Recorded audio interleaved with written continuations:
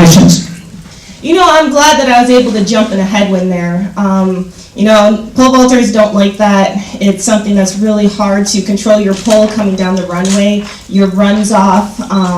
There's just a lot that goes into it. And to be able to jump in a headwind really gives me confidence going on to the season. And, you know, so I'm really happy that I was able to jump in it. As odd as it seems, I'm glad it was there. So then I know that I can still jump like that. And what would be a reasonable expectation against a much, much stronger field tomorrow in the Diamond League for you? Yeah, pole vault's a funny thing. You know, you have really high expectations going in, and then you got to make your first bar. And, you know, 3 attempts, sometimes you need 4. So going into it, I always have that expectation of the first bar is, you know, the most important, and I build off of that. So right now, you know, it's really getting confident with the beginning of the season. This is going to be my first major meet, and, you know, the season's long, and really gearing up for U.S. Nationals. Well, we're putting the right questions now, but of course the mandatory next one is, if USA don't win the World Cup, who would you be shouting for? Don't say Brazil. Brazil. Yeah. I don't know. I think I'm going to have to keep watching. You know, I used to cheer for the underdog, but now I cheer for the person on top. Okay, questions from you. If you raise your hand, sorry that I'm stood behind some of you. So, 15.6, short runway, blustery conditions. What does that set you up for on Saturday? You know, yeah, I took a short run on that. I took 6 laps, which, you know, normal competition run, I take 4 more strides actually. So, you know, I've really had to decrease speed, especially with the headwind. So I'm hoping, you know, this meet coming in, I can get on some bigger poles and really time that up. And, you know, with that, you'll also have a higher height.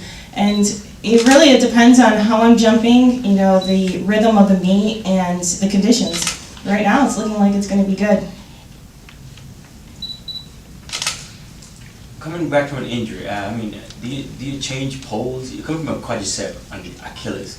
I mean, do you go to a lighter pole, or, I mean, do your pole changes?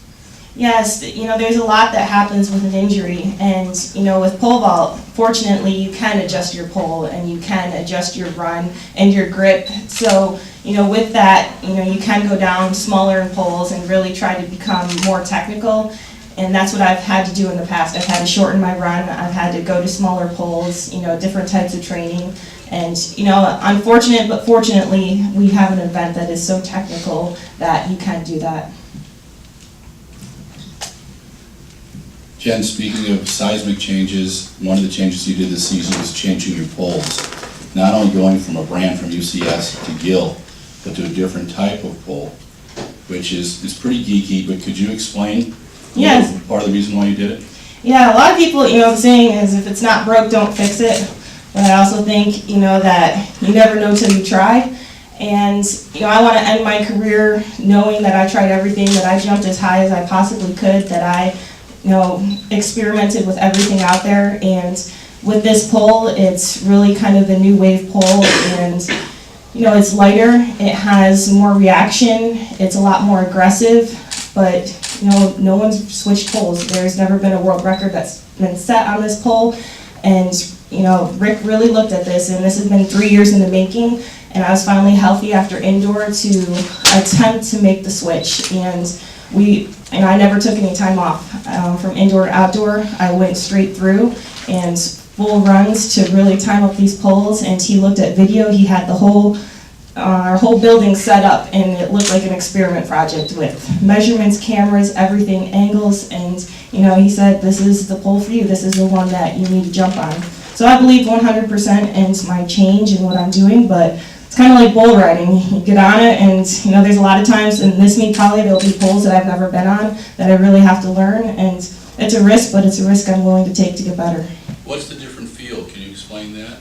It's a lot lighter. When I carry it, that was one of the reasons. The pole vault lately has been kind of a marathon meet, and it's been going 3 hours at times at World Championships and Olympics, and, you know, it's just been too long, and a lighter pole helps at the end of the meet. And, you know, it's different when I drop it into the box. I had to relearn my steps. I had to relearn my plant, the way that I jump into it, and it's a different type of bend. So I had to learn how to swing different, and so it's really a relearning process this whole time, but, you know, I'm very happy with it right now.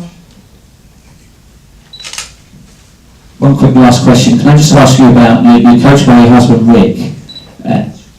sometimes that can be like teaching your spouse to drive a car, you know, it gets a bit fraught and a bit tetchy, and then you have to go home, still perhaps in the mood. How does it work with a husband as coach?